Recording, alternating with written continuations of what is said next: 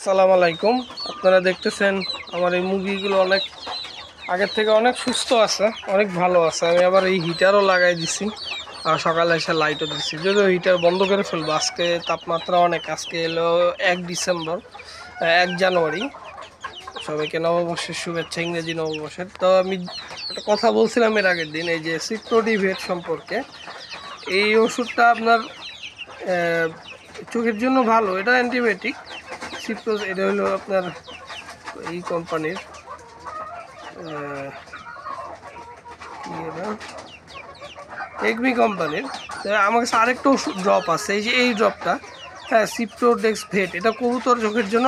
ওই ড্রপটার থেকে, যে এই ড্রপটার থেকে সিপ্রোডিভেট, এটার থেকে এই ড্রপটা অনেক অনেক ভালো।